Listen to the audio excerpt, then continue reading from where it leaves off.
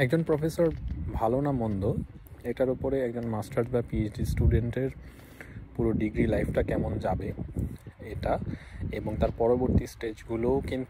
পরবর্তী স্টেজগুলোতে মানসিকতা কেমন হবে এই ব্যাপারটা কিন্তু অনেক নির্ভর করে।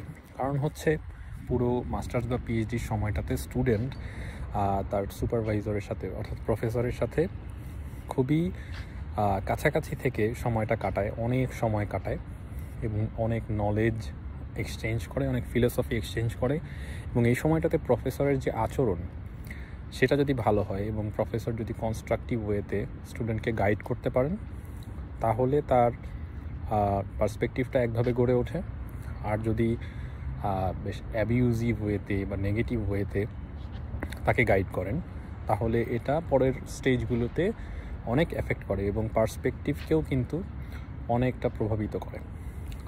তো কাজেই একজন ভালো প্রফেসরের আন্ডারে কাজ করাটা খুবই জরুরি হায়ার স্টাডি অ্যাসপিরেন্টের জন্য। কিন্তু প্রশ্ন হচ্ছে যে আমি তো আছি বাংলাদেশে, এখন আমি যদি মাস্টার্স বা পিএইচডি করতে যাওয়ার আগে আমি কি করে বুঝবো যে একজন প্রফেসর ভালো না খারাপ এবং ভালোর ক্রাইটেরিয়াগুলো আসলে কি দিয়ে একটা প্রফেসরকে মেজার করা যায় যে তিনি আসলে ভালো না খারাপ। রিসার্চ ফিল্ডে একটা প্রফেসরের ভালো মন্দ দিকগুলো আসলে কি সেগুলোর বেসিসে একজন ভালো প্রফেসর এবং নিজের ইন্টারেস্টের সাথে মিল আছে এমন প্রফেসর কিভাবে খুঁজে বের করা যায় এবং যাওয়ার আগে কি করে জানা যায় যে তিনি ভালো না মন্দ। মেন্টর হিসেবে, শুধুমাত্র ইন্ডিভিজুয়াল একজন রিসার্চার হিসেবে না, বরং মেন্টর হিসেবে, সুপারভাইজার হিসেবে তিনি কেমন, এটা কি করে বোঝা যায় তা নিয়ে আলোচনা করতে আজকের এপিসোড। প্রথমে আসি ভালো ডেফিনিশন নিয়ে, যে একজন ভালো প্রফেসর বলতে আসলে কি বোঝায়। এই ব্যাপারটার আনসারটা স্টুডেন্ট টু স্টুডেন্ট ভ্যারি করে। অনেক স্টুডেন্টের কাছে ভালো প্রফেসর মানে হচ্ছে, টু বি অনেস্ট, যেই প্রফেসর কোনো রকম চাপ দেন না তিনি হচ্ছে তার কাছে ভালো প্রফেসর।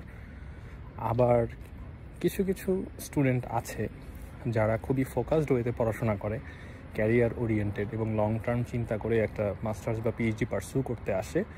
তাদের ক্ষেত্রে ভালো প্রফেসরের ডেফিনিশন হচ্ছে যিনি তাকে রিসার্চের ব্যাপারে ইফেক্টিভ গাইডেন্স দিতে পারবেন এবং তার যে পরবর্তী স্টেজ অর্থাৎ জব প্লেসমেন্ট, একাডেমিয়া বা ইন্ডাস্ট্রি যেদিকেই হোক, তার ক্যালিবার অনুযায়ী সেখানে যেতে তাকে সাহায্য করবেন এবং এ ব্যাপারে তাকে প্রয়োজনীয় পজিটিভ নেগেটিভ ফিডব্যাক দিয়ে তাকে ট্র্যাকে থাকতে হচ্ছে সাহায্য করবেন। এটা হচ্ছে একজন ভালো প্রফেসরের ডেফিনিশন।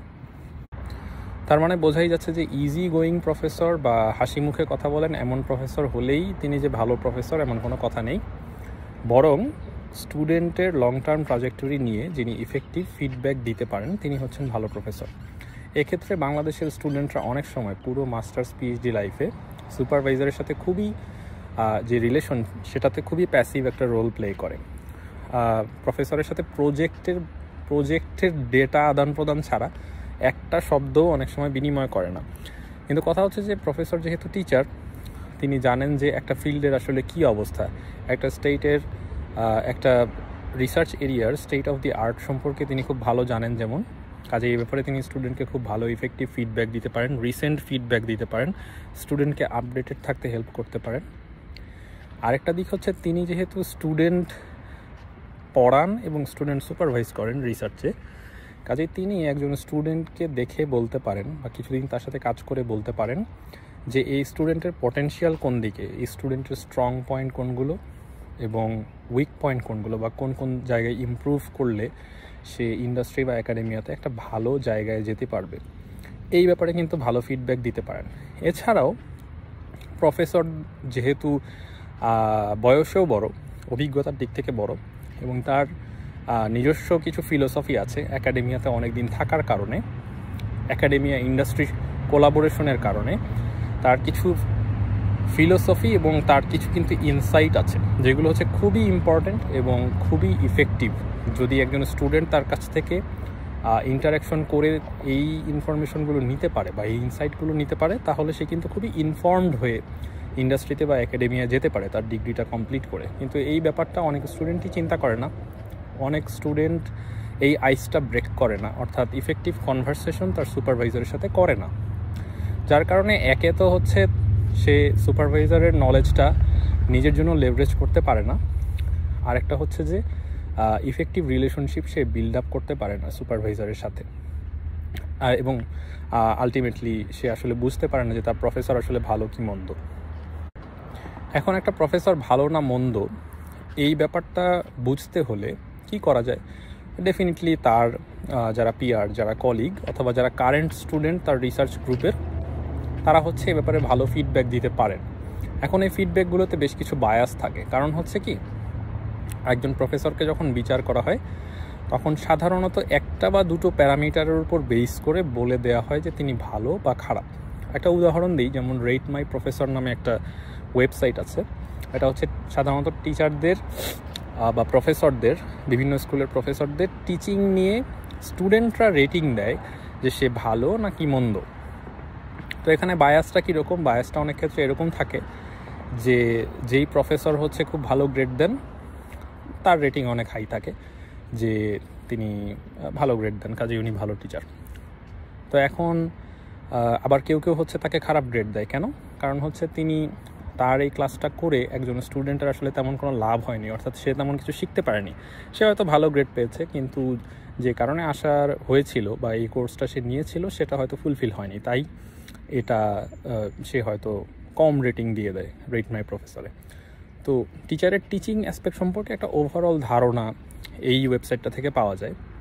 তেমনি রিসার্চার হিসেবে বা রিসার্চ সুপারভাইজার হিসেবে একজন প্রফেসর কেমন, এই ব্যাপারে আপনি যদি কারেন্ট স্টুডেন্টদের কাছ থেকে বা ওই রিসার্চ গ্রুপে কারেন্টলি যারা রিসার্চ করছে তাদের কাছ থেকে ফিডব্যাক নিতে যান, সেখানেও বেশ কিছু বায়াস থাকবে। সেখানে থাকবে খুবই ডেডিকেটেড কিছু রিসার্চার যারা হয়তো রিসার্চ করতে খুব পছন্দ করে, এবং এই ব্যাপারে প্রফেসর খুব কনস্ট্রাকটিভ ওয়েতে যখন বিভিন্ন অবজেক্টিভ দেন বা বিভিন্ন ডেডলাইন সেট করে দেন, সেটাকেও সে কনস্ট্রাকটিভ ওয়েতে হ্যান্ডেল করতে পারে। কাজেই সে এটাকে হয়তো ভালোভাবে দেখে এবং তার দৃষ্টিতে তখন প্রফেসর হচ্ছে ভালো প্রফেসর। আবার ধরেন যে সেই গ্রুপেই এমন একজন স্টুডেন্ট আছে, একজন বা দুজন স্টুডেন্ট আছে যারা হচ্ছে নতুন, যারা এখনও কোপ আপ করছে ল্যাবের কালচারটার সাথে, ল্যাবের পেইসের সাথে, ল্যাবের ডিফিকাল্টির সাথে, কাজকর্মের ডিফিকাল্টি বা মেথড ইত্যাদি শিখছে, এবং এটা করতে গিয়ে তার কাছে মনে হচ্ছে যে প্রফেসর আসলে প্রচুর চাপ দিচ্ছে। সো তার দৃষ্টিতে প্রফেসর হচ্ছে খুবই খারাপ প্রফেসর, কারণ অনেক চাপ দেয়। এবং বাংলাদেশি স্টুডেন্টদের মধ্যে একটা টেন্ডেন্সি থাকে প্রফেসরকে ব্লেম করা, প্রফেসরকে এভালুয়েট না করে প্রফেসরকে ব্লেম করা, বা নিজের অ্যাবিলিটি, নিজের ক্যালিবার ইত্যাদির দিকে খুব বেশি ফোকাস না দিয়ে, অর্থাৎ নিজেকে এভালুয়েট না করে শুরুতে প্রফেসরকে এভালুয়েট করা। কিংবা যখন সে দেখে যে ল্যাবে বেশ difficult scenario in terms of workload, তখন সে দুঃখ কষ্টের কথা হয়তো কোনো সতীর্থ বাংলাদেশির সাথে শেয়ার করে, সেই বাংলাদেশি ভাই বা সহপাঠী তাকে হচ্ছে, বা ল্যাবমেট তাকে হচ্ছে শিখিয়ে দেয় আরও কিছু গালিগালাজ করতে, যেটা খুব ইজি। কিন্তু এখান থেকে আসলে আসল পিকচারটা পাওয়া যায় না। এবং একজন প্রফেসরকে যখন আপনি জাজ করতে যাবেন, তখন কিন্তু জাজ করতে গিয়ে অনেকগুলো প্যারামিটার আছে। তাকে আপনি জাজ করতে পারেন তার টিচিংয়ের দিক থেকে, তাকে আপনি জাজ করতে পারেন তার রিসার্চের দিক থেকে, তাকে জাজ করতে পারেন ওভারঅল স্টুডেন্টদের সাথে কমিউনিকেশন কিভাবে করেন সেটার বেসিসে। এমন অনেক টিচার আছেন যারা হচ্ছে খুব পপুলার টিচার, মানে হচ্ছে স্টুডেন্টদের কাছে খুব প্রিয় মুখ, তার পড়ানোর ধরনটা খুব সুন্দর এই কারণে, অথবা তিনি সবার সাথে হাসি মুখে কথা বলেন এই কারণে, তিনি ইজি গোয়িং, ইজিলি অ্যাক্সেসিবল এই কারণে খুবই, এবং হয়তোবা তিনি খুব সহজ করে পড়ান এ কারণে হয়তো টিচার হিসেবে তিনি খুব ভালো। কিন্তু ওই একই টিচার যখন রিসার্চার হিসেবে আপনি তাকে মার্ক করতে যাবেন, দেখা যাবে হয়তো যে তার রিসার্চার হিসেবে খুব বেশি অ্যাচিভমেন্ট বা অ্যাকমপ্লিশমেন্ট নেই, অর্থাৎ রিসার্চার হিসেবে তার মার্ক আবার বেশ কম। একইভাবে উল্টা জিনিসও ঘটে। এমন অনেক প্রফেসর আছেন যারা হচ্ছে ইন্ডিভিজুয়াল রিসার্চার হিসেবে খুবই ভালো, মানে হচ্ছে তিনি নিজেও ছাত্র জীবনে খুব ভালো ছিলেন, সব সময় টপার ছিলেন, সব সময় রিসার্চ নিয়ে চিন্তাভাবনা করেছেন, এবং তিনি যখন তিনি হচ্ছে একের পর এক ফান্ড পান এবং ফান্ড আনেন, এবং এই কারণে স্কুলের কাছেও তিনি খুব গুরুত্বপূর্ণ একজন ফ্যাকাল্টি, কিন্তু টিচার হিসেবে আবার তিনি খুব খারাপ, এমনটাও আছে। আবার ব্যালান্সড প্রফেসরও আছে যার টিচিংও বেশ ভালো, আবার রিসার্চের দিক থেকেও তিনি ভালো। অর্থাৎ হচ্ছে তার ল্যাবে হচ্ছে তিনি মাইক্রো ম্যানেজ করতে গিয়ে অ্যাবিউজিভ বা টক্সিক কোনো এনভায়রনমেন্ট তৈরি করেননি, বরং কনস্ট্রাকটিভ ওয়েতে একটা ডেডিকেটেড ওয়ার্ক গ্রুপ তৈরি করতে পেরেছেন। তো এই যে ডিফারেন্সটা, এটা কেন তৈরি হয়? মূলত তৈরি হয় কারণ প্রফেসরদের ওয়ার্কলোড অনেক বেশি থাকে, তাদেরকে কোর্স নিতে হয়, গ্র্যাড স্কুলের রিকোয়ারমেন্ট অনুযায়ী অনেক প্রপোজাল লিখতে হয় ফান্ড আনার জন্য, ফান্ড আসলে সেই ফান্ডের বেসিসে কাজ করতে হয়, এবং স্টুডেন্ট থাকলে, এমএস পিএইচডি স্টুডেন্ট থাকলে তাদের কাছ থেকে ক্রমাগত ফিডব্যাক নিতে হয়, তাদেরকে গাইড করতে হয়, এবং হচ্ছে বেশ কিছু অ্যাডমিনিস্ট্রেটিভ দায়িত্ব থাকে, অনেকগুলো কমিটির মেম্বার হিসেবে বা চেয়ার হিসেবে দায়িত্ব পালন করতে হয়, ফ্যাকাল্টি হায়ারিং বা এই জাতীয় ফ্যাকাল্টি হায়ারিং, ফিন্যান্স, কালচারাল, এই জাতীয় অনেক 101টা কমিটি থাকে যেগুলোতে তাদের দায়িত্ব পালন করতে হয়। কাজে একটা টিপিক্যাল ডে যদি দেখেন, আবার on the top of that তাদের আবার ফ্যামিলিও আছে। হয়তো দেখা যাবে যে এত কিছুর মধ্যে তার পার্টনার আছে, তার স্পাউস আছে, তার চিলড্রেন আছে, যাদের হয়তো অসুখ বিসুখ হচ্ছে এই কাজকর্মের মধ্যে, সেগুলোর কথাও চিন্তা করতে হচ্ছে। হ্যাঁ, তাদের কথাও মাথায় রেখে হচ্ছে তাকে ওয়ার্ক লাইফ ব্যালেন্স করতে হচ্ছে। তো একাডেমিয়াতে ওভারঅল একজন টেনিউর এখনও হয়নি এমন প্রফেসরের ওয়ার্ক লাইফ ব্যালেন্স সাধারণত খুবই খারাপ থাকে। অর্থাৎ হচ্ছে তিনি কাজকর্মের পরিমাণ এত বেশি থাকে যে এগুলো সামাল দিতে হিমশিম খান, এবং এক একজনের যেহেতু এই কাজকর্মের লোডটা ম্যানেজ করাটা হচ্ছে এক একভাবে এক একজন হ্যান্ডেল করেন। কেউ কেউ হচ্ছে খুব ভালোভাবে হ্যান্ডেল করতে পারেন, তার গ্রুপে ভালো পরিবেশ থাকে। কেউ কেউ হচ্ছে অত ভালোভাবে হ্যান্ডেল করতে পারেন না, মাইক্রো ম্যানেজ করতে যান, সব কিছু নিজের কন্ট্রোলে রাখতে চান, এবং সেটা করতে গিয়ে অনেক সময় তাকে মনে হয় যে তিনি বোধহয় খুব অ্যাবিউজিভ প্রফেসর এরকম। তো বুঝতেই পারছেন যে যেহেতু স্টুডেন্টরা, বর্তমান স্টুডেন্ট এবং প্রসপেক্টিভ স্টুডেন্ট, অর্থাৎ আপনি যিনি হচ্ছে প্রফেসর খুঁজছেন, তিনি যেমন মানুষ, বায়াস এবং ইগো এসবের ঊর্ধ্বে না। যেই প্রফেসরকে খুঁজছেন তিনিও মানুষ, তিনিও বায়াস, ইগো এসবের ঊর্ধ্বে না, তারও বিভিন্ন লিমিটেশনস আছে। তার মধ্যে থেকেই ভালো প্রফেসরটা খুঁজে নিতে হবে। খুঁজে নেওয়ার জন্য স্টুডেন্ট হিসেবে আপনার দিক থেকে আপনি কি করতে পারেন? যেটা আমি হিন্ট দিলাম, যে কারেন্ট যে সমস্ত মেম্বার আছে তার রিসার্চ গ্রুপে, তাদের সাথে কথা বলে তিনি হচ্ছে রিসার্চার হিসেবে কেমন, অর্থাৎ প্রসপেক্টটা কীরকম, তার সাথে পিএইচডি করলে আপনি কত ভালো পিএইচডি করতে পারবেন সেটা সম্পর্কে একটা ধারণা যেমন পাবেন, তেমনি তিনি মেন্টর হিসেবে কেমন, অর্থাৎ ল্যাবের মধ্যে কীরকম এনভায়রনমেন্ট তিনি মেনটেন করেন, এটা সম্পর্কেও আইডিয়া পাবেন। এটা এক এক প্রফেসরের ক্ষেত্রে ডেফিনেটলি এক এক রকম হবে। কেউ কেউ হয়তো নিজেই পরিচয় করিয়ে দেবেন তার ল্যাবের বর্তমান স্টুডেন্টদের সাথে, হয়তো বা বলবেন যে এদের সাথে কথা বলো তুমি আইডিয়া নেওয়ার জন্য। আবার কিছু কিছু প্রফেসর হয়তো এ ব্যাপারে খুবই প্যাসিভ থাকবেন, আপনার নিজেরই উদ্যোগ নিয়ে তাদের ওই ল্যাবের মেম্বারদের সাথে কথা বলতে হবে। আবার অনেক ক্ষেত্রে দেখা যায় যে, তো এই সুযোগটা অবশ্যই যদি সম্ভব হয় এক্সপ্লোর করা উচিত। এটাই সম্ভবত সবচেয়ে ভালো উপায় একজন প্রফেসরের কাছে যাওয়ার আগে তিনি ভালো না মন্দ সেটা বোঝার জন্য।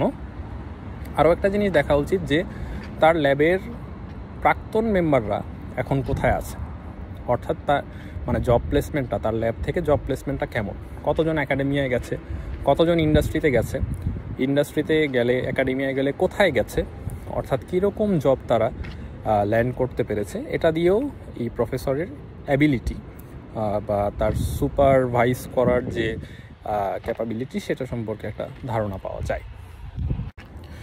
2 নম্বর আরেকটা জিনিস যেটা করতে পারেন, যদি প্রফেসর আপনার স্কাইপে ইন্টারভিউ নেন, আপনাকে যখন ইন্টারভিউ নেবেন তখন আপনি শেষের দিকে ডেফিনেটলি কয়েক মিনিট সময় রাখবেন আপনার প্রেজেন্টেশন বা টেকনিক্যাল বিষয়ে কথাবার্তা, ফান্ডিং বিষয়ে কথাবার্তা ইত্যাদি, বা প্রজেক্ট বিষয়ে কথাবার্তা ইত্যাদি সব শেষ হয়ে গেলে আপনি নন টেকনিক্যাল কিছু কোয়েশ্চেন প্রফেসরের জন্য রাখতে পারেন, যেটা দিয়ে বোঝা যায় যে তিনি আসলে প্রফেসর হিসেবে কেমন। নন টেকনিক্যাল কোয়েশ্চেন কীরকম, যে তিনি রিসার্চের সাথে টিচিংয়ের সমন্বয় কিভাবে করেন, এবং তিনি ওয়ার্ক লাইফ ব্যালেন্স জিনিসটাকে কিভাবে দেখেন, তিনি একাডেমিয়ায় কাজ যে করছেন এখানে তার আসলে বিগার ফিলোসফিটা কি, আন্ডারলাইং ফিলোসফিটা কি। প্রত্যেক মানুষ কিন্তু একাডেমিয়াতে আসে বা ইন্ডাস্ট্রিতে আসে কিছু ফিলোসফি মাথায় নিয়ে।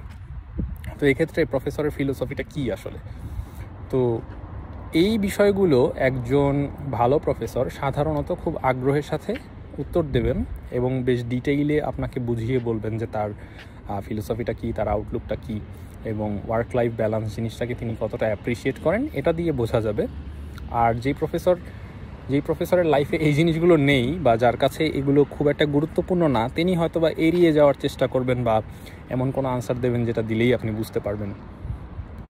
অ্যাকাডেমিয়ার ক্ষেত্রে কিন্তু ওভারওয়ার্কড এবং আন্ডার পেইড হওয়াটা অনেক ক্ষেত্রে গ্লোরিফাই করা হয়, যেটা উচিত নাকি অনুচিত এটা নিয়ে বিভিন্ন তর্কের অবকাশ আছে, বিভিন্ন রকম আর্গুমেন্ট আছে। যে অ্যাকচুয়ালি অনেকে বলেন যে অ্যাকাডেমিয়ার এই যে ব্যাপারটা, কাজ করতে করতে একেবারে ফ্যামিলি, সংসার, পরিবার পরিজন সব ভুলে যাওয়া, ওয়ার্কাহলিক হয়ে যাওয়া এটা, এবং টাকা পয়সার ব্যাপার অর্থাৎ আপনার পরিশ্রমের বিনিময়ে কম্পেনসেশন জিনিসটা মাথায় না রাখা, এটাকে অনেকে গ্লোরিফাই করেন, আবার অনেকে খুবই খারাপ চোখে দেখেন। তো দুই দিকেই বিভিন্ন আর্গুমেন্ট আছে। তো এই ব্যাপারটার প্রতিফলন এক এক মাত্রায় আপনি এক এক প্রফেসরের মধ্যে দেখতে পাবেন এবং আপনি আসলে কীরকম প্রফেসরের সাথে পিএইচডি করতে চান, যেই প্যারামিটারগুলো আমি আলোচনা করলাম সেগুলোর বেসিসে মেন্টাল নোট নিয়ে রাখতে পারেন। তাহলে প্রফেসর থেকে প্রফেসরে আপনার তুলনা করতে সহজ হবে। যে অমুক প্রফেসরের সাথে ইন্টারভিউ দিলাম, আমি বুঝলাম যে উনি এমন, রিসার্চার হিসেবে প্লাস মেন্টর হিসেবে প্রফেসর 2, 3, 4 যতগুলো ইন্টারভিউ আপনি দেবেন, এভাবে আপনার কম্পেয়ার করতে সুবিধা হবে।